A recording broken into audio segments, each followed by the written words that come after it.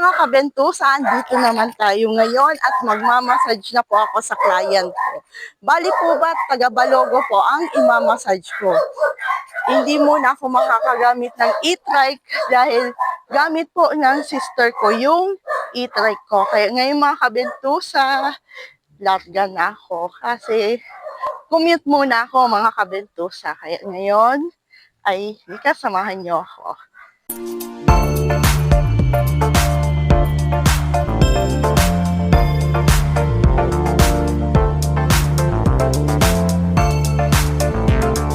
Kabentusa, dito na ako sa sa tricycle na to at nakasakay na po ako sa tricycle for going to Balogo. Doon pala sa tapat ng Sorsogon Sports Arena, yung tapat dito sa Law Office ang pupuntahin kong bahay. Ngayon mga kabentusa, kaya ngayon mga kabentusa, maghihilot na po ako sa client ko. Kaya ngayon mga kabentusa ay tapos na ako mag-massage. Bali na lang.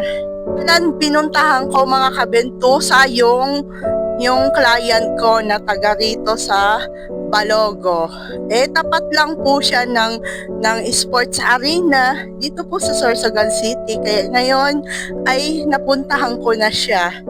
Ngayon po ay hindi ko na siya pwede i-videohan kasi napaka-sensitive po ni client. Wag tayo pipilit sa kanya na pwede siya kunan ng video or pictures. Kaya ngayon ay yan po mga kabentusa, wag tayo pipilit sa client natin na wala tayong permission for vlogging. Wag tayo kukuha ng video or pictures.